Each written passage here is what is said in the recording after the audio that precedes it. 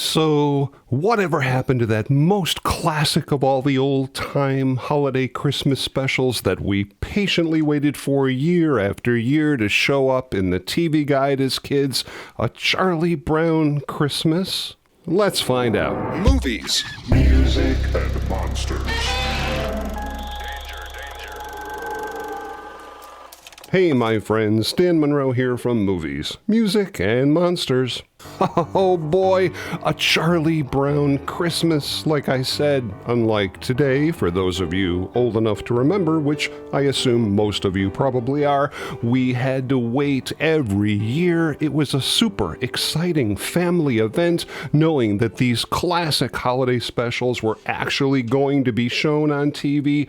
It was a different time, a simpler time, and quite frankly, in my opinion, a better time. Good grief. So grab your animation table, your favorite Beethoven piano piece with an authentic aluminum Christmas tree with a bucket of stale popcorn, and let's dive in. Now, I definitely want to use some of this wonderful Charlie Brown Christmas music in this video, but one thing I don't need is a copyright strike from YouTube at Christmas time, so I'm going to go downstairs to my studio and play it myself in a slightly different key, in a slightly different arrangement. So, let's go.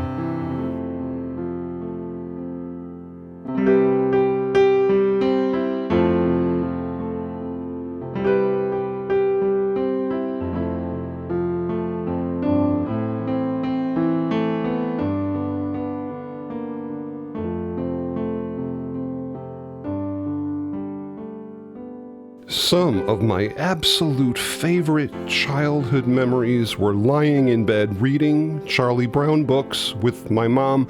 Even at 94 years old, she literally listened to Christmas music all year long, and I think that's why I decided to do this particular episode, A Charlie Brown Christmas, which originally premiered in 1965 and was the very first TV special ever produced based on the Peanuts comic strip by the incredible Charles M. Schulz, which had gained enormous popularity by the early 1960s. The creation of this iconic and beloved holiday special essentially fell on three people: a television producer named Lee Mendelson, a director and animator named Bill Melendez, and of course, Charles M. Schulz. I think a little bit like everyone, we all need reassurance that some people really do like us. But I guess Charlie Brown is mostly me. That's why he often has that dumb expression on his face. When I feel low, this is when I come home and really pour it on poor old Charlie Brown.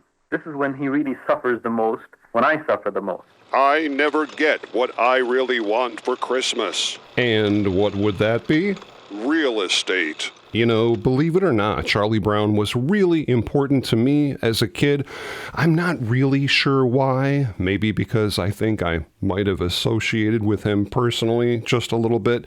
I wasn't the most popular kid in school. Honestly, I was the nerd, as we all probably were. Of all the Dan Monroes in the world, you're the Dan Monroeiest. Lee Mendelson had an idea for a documentary about the Peanuts cartoon strip even before the Christmas special, but strangely, despite the popularity of the Charlie Brown characters, the networks just weren't interested in producing that kind of an animated show at the time. However, by the time April 1965 rolled around, with the Peanuts gang proudly displayed on the cover of Time magazine, a guy named John Allen from the McCann Erickson Advertising Agency in New York contacted Lee Mendelson and said, "Hey, we have a client, Coca-Cola, who wanted to know if you just happened to have a Christmas special." Well, he enthusiastically said, "Yes, as a matter of fact, I do," and of course, he didn't. So he quickly got on the phone with Charles Schulz and said, "Hey, buddy, I think I just sold a Charlie Brown Christmas special." And Charles Schulz said, "What are you talking about? What Christmas special?" And that, my friends, is how one of the most beloved and cherished Christmas specials got started with lies and deception. So the rush was on. Big time rush with only 6 short months to produce the entire show. Talk about a holiday rush. So, Bill Melendez, the animator, flew up to San Francisco where he, Charles Schulz, and producer Lee Mendelson started tossing around ideas as fast as they possibly could. Bill Melendez was actually brought in because he had already worked with Charles Schulz on some ads for the Ford Falcon starring the Peanuts characters. Sally was hilarious, wanting money for Christmas. How about 10s and 20s? It's good grief. But speaking honestly about money, I gotta tell you guys that every single month I lose more money than I make by turning down products that I just don't believe in because I just refuse to promote a product to you guys that I personally don't use on a regular basis. I don't know. I just think that's the way I am, and I think it's a good thing. So when it comes to today's sponsor, AG1, that couldn't be more true. I've been taking their product now for over 6 months every single day, and I absolutely love how it makes me feel, and I honestly have to say that I've been feeling better, sleeping better. The moment you drink it, you get a sudden burst of energy, which feels just awesome. AG1 comes jam-packed with vitamins, minerals, pre- and probiotics for your gut, tons of antioxidants to help with your overall immune system.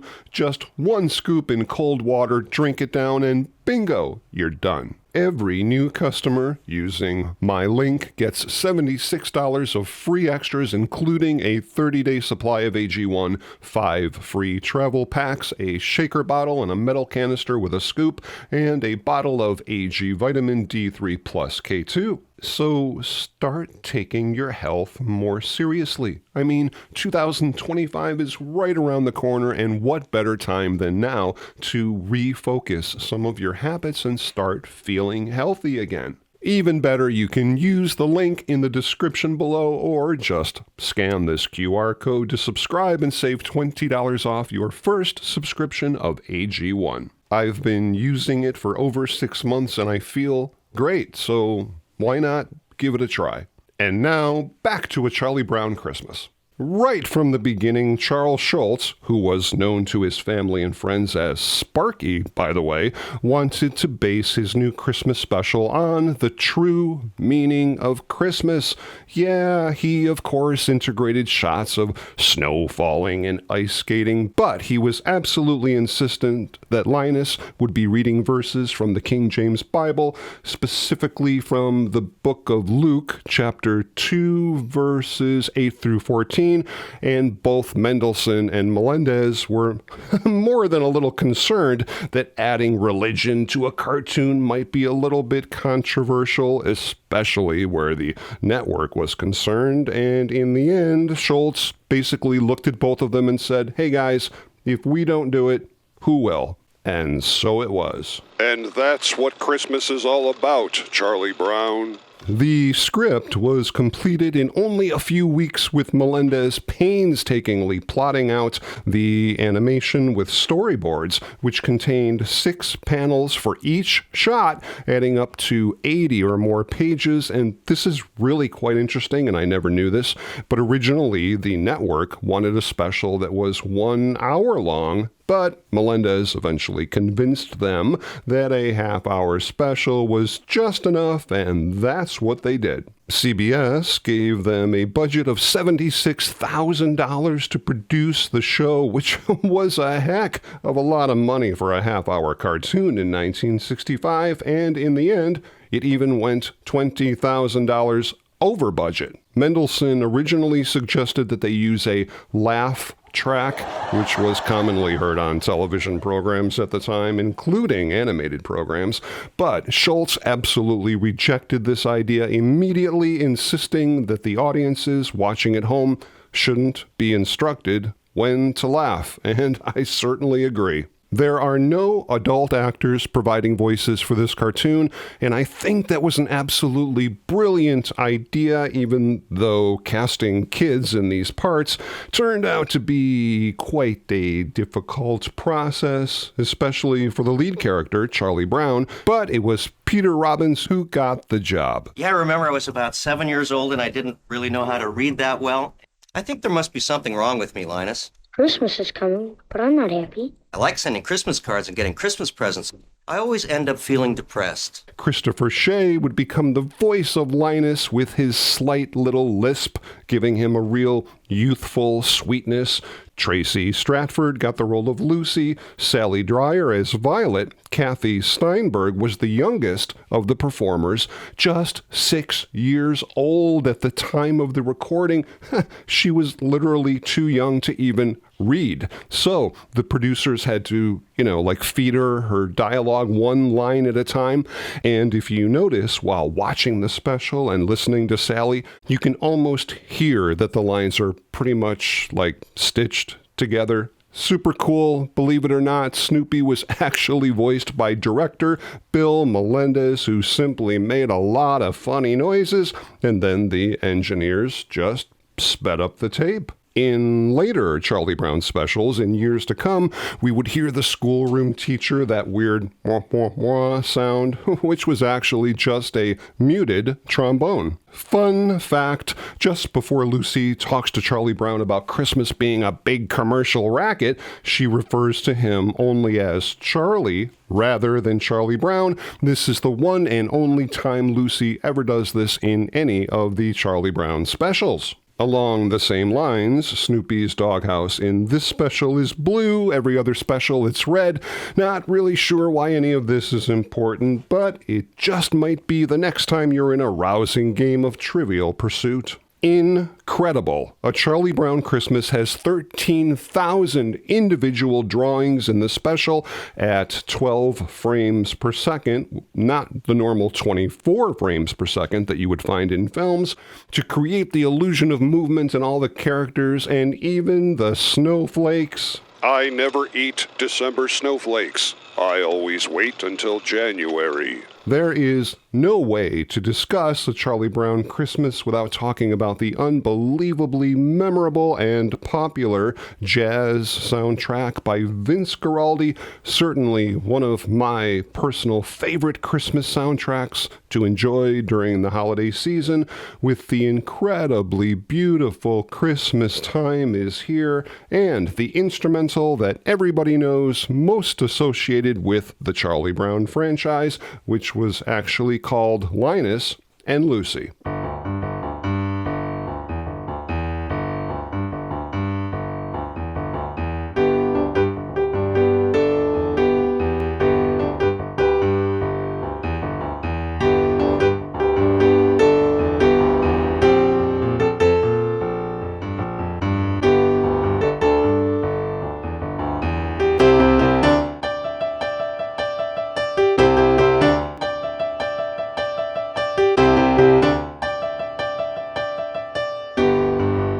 Now, originally, the song Christmas Time Is Here was just an instrumental, but Lee Mendelson thought it would be better with words, so he literally just sat down and wrote words to the song in about 15 minutes. The children that you hear singing at the beginning and the end of the show came from St. Paul's Episcopal Church in San Rafael, California, performing both Christmas Time Is Here and Hark the Herald Angels Sing. The recording sessions for the very young singers were conducted in the autumn of 1965, each kid being paid only $5 for the recording, but they also got to record the dialogue for the final scene where the kids all shout out, "Merry Christmas, Charlie Brown." By the way, if anybody out there wants to take a really deep musical dive into this classic Christmas soundtrack, check out a video called How the Best Christmas Album Almost Never Happened by the incredible YouTube channel Digging the Greats. It's an awesome watch with an awesome host. Check it out. Kind of ironic, when Bill Melendez and Lee Mendelsohn finally had a chance to sit down and view their own holiday special, even before it aired, they really thought that they had literally, and I quote, ruined Charlie Brown. They just didn't think it worked. They thought the pacing was too slow. When they finally took the film back to CBS, the executives in New York, in all of their arrogant wisdom, they hated it. They thought it was too unconventional, that it didn't fit in with the other network programming. They didn't like the music. They didn't like the voices for the characters, but it was made. It was done. It was already placed in the upcoming TV guide logs, so they basically just threw up their hands and hoped for the best. God, network executives. A Charlie Brown Christmas premiered on CBS on December 9th, 1965, which actually preempted the Munsters that week and was viewed by 49% of those watching television that evening, placing it at number 2, just behind Bonanza. I mean, think about it. 49%. That means almost half of every television in the United States was watching A Charlie Brown Christmas that night. That's incredible. How cool is that? Kind of interesting, in the original broadcast, we saw Coca-Cola references literally right in the animation, but those sequences were removed for home media releases, and over the years, other slight, shall we say, changes or revisions were made to this classic. The opening skating sequence was shortened. Additional sound effects and musical cues were added or altered. Snow was added to Lucy's psychiatric desk for continuity purposes. One huge difference was in the original television broadcast version, when Snoopy is decorating his house, we hear, "Christmas time is here." But in later revisions, that was replaced by a track called Surfin' Snoopy and a whole bunch of other changes. I mean, for crying out loud, who was in charge of all these changes? George Lucas? This amazing Christmas special not only won an Emmy and a Peabody Award, but also was voted into the Grammy Hall of Fame in 2007 and added to the Library of Congress's National Recording Registry for being culturally, historically, or aesthetically important, which it certainly is even today, almost 60 years later. When Melendez, Mendelsohn, and Schultz went up to accept the Emmy, Mr. Schultz simply and briefly said, "Charlie Brown thanks you. He doesn't win at much of anything." A Charlie Brown Christmas was released in 1985 on VHS and Betamax by Media Home Entertainment, Laserdisc in the 1990s, DVD in 2000, a remastered DVD in 2008 with really cool bonus features including the making of A Charlie Brown Christmas. In 2009, it was released on Blu-ray in stunning high definition with 5.1 surround sound, and in 2017, it was released on 4K ultra high definition Blu-ray, and boy, I gotta tell you, this thing looks great. A Charlie Brown Christmas was and still is not only one of the most beloved Christmas specials of all time, but also a staple, or a time stamp, if you will, of a younger, more innocent time, proudly taking its place among other great classic and super memorable Christmas shows like Frosty the Snowman, How the Grinch Stole Christmas, The Little Drummer Boy, Mickey's Christmas Carol, Santa Claus is Coming to Town, Rudolph the Red-Nosed Reindeer, Emmett Otter's Jug Band Christmas, The Flintstones Christmas Special, and so many more. We could be here all day, but that, my friends, is the topic of another video. I really hope you guys enjoyed that deep dive all about A Charlie Brown Christmas, and if you did, and you like this kind of stuff, please consider subscribing to the channel. I've got a whole bunch of new videos coming up really soon that I know you guys are just gonna dig. And please feel free to stop back anytime as we together continue the conversation on movies, music, and monsters. Movies, music, and monsters.